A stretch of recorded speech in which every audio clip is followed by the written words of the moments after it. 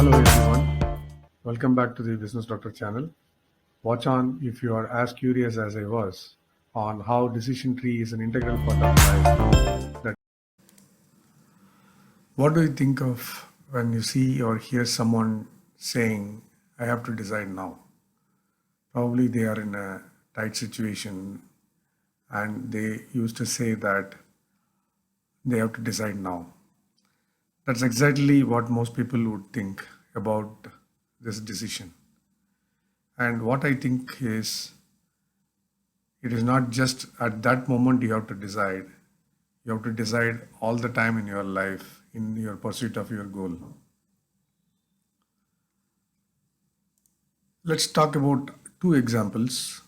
One, let me take a tennis example, and another one is a job seeking scenario.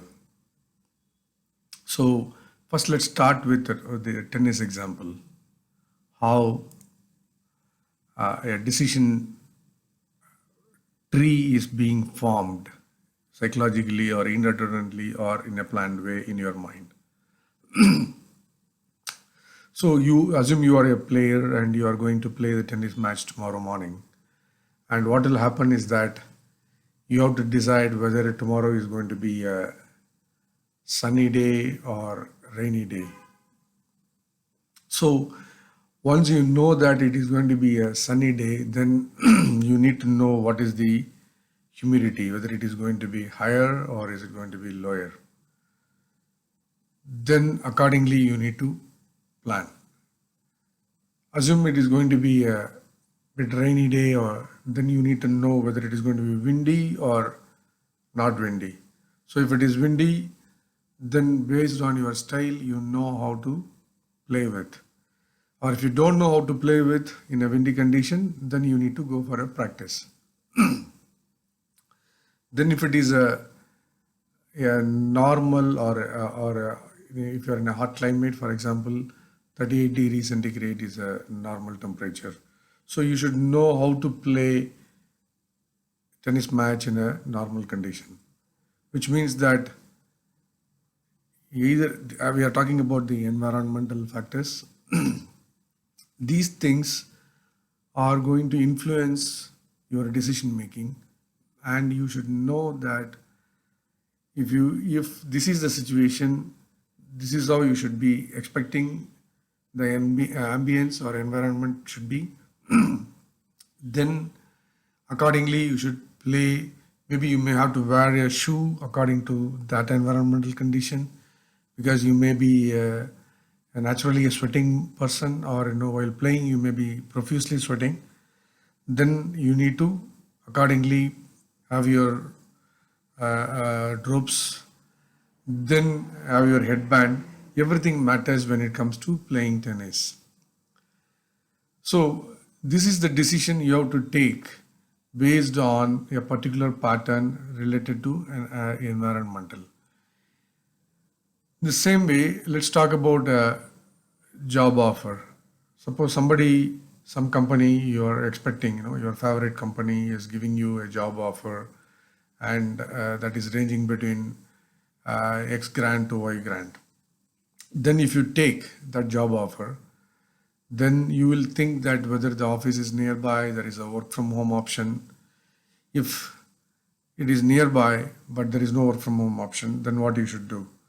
Or if there is a work from home option but your project is not the way you want it, suppose you want on a particular technology or a particular type of project, then if you are assigned on some other project which you may not be conversant with, or assuming everything is okay, now you decide that okay, I am ready to go to office, then whether the office will provide you a cab or you need to take a cab for yourself, or how do you go, by train, or you need to drive your own car, or ride a bicycle.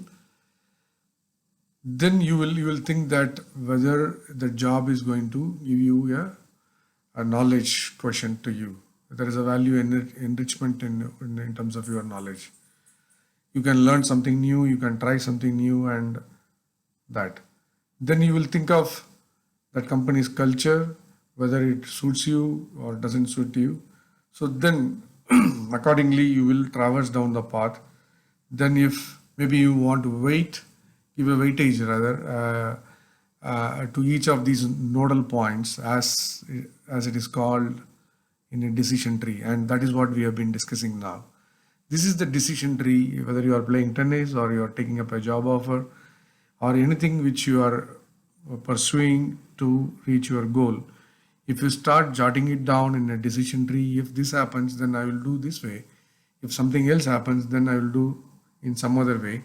And in each of these scenarios, do I need to depend on someone else, or do I need to learn something to achieve that, or is there any other way by which I can circumvent to reach the same path subsequently down the line, in the decision tree, and still reach your goal. uh, Suppose there could be some hurdles in your each of these nodal points, in the decision tree, and if there is a hurdle, you should know how to overcome the hurdle. Hope you would have seen my video related to the hurdles.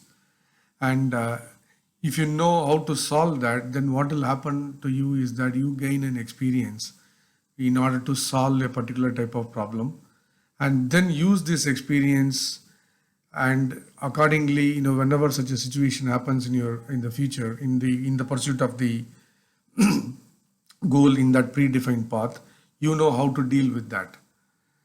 There are a lot of software models available, as well as there are machine learning models, as it's in IT terminology what people used to say that.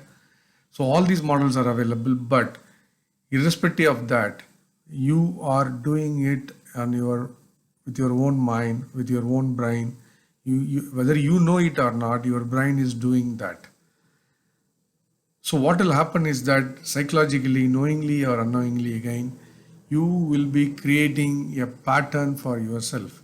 And if you are able to recognize that pattern in your mind, then that becomes a habit later. So psychologically or unconsciously or consciously, subconsciously, your mind will continue to execute that particular habit, and it will push you to reach your goal.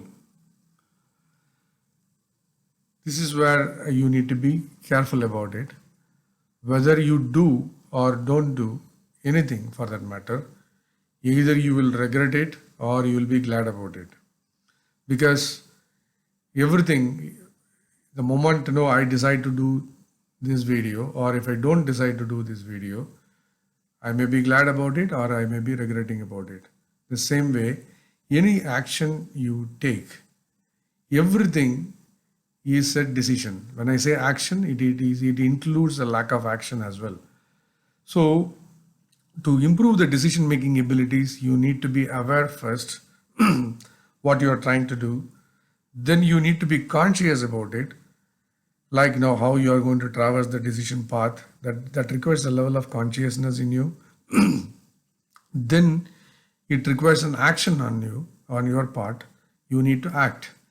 Again, lack of action is also a decision, and you may regret it or you may be glad about it.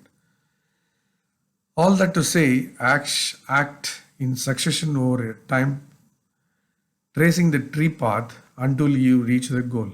Whatever is your goal, it may be to be an excellent professional, or it could be a top rank ATP player. It could be any of those things. So the real flex is how many wounds you can turn into your wisdom. Because in the path, you will be facing a lot of hurdles. You will have a lot of bruises, wounds, which you have to carry, maybe nourish, cherish. And how much of that you translate that into wisdom, that is going to make up you as a personality while you reach the goal. Reaching the goal is one objective, but you need to be that personality that befits that goal. But in the process, you need to be also sure that there is no Mexican standoff in your life.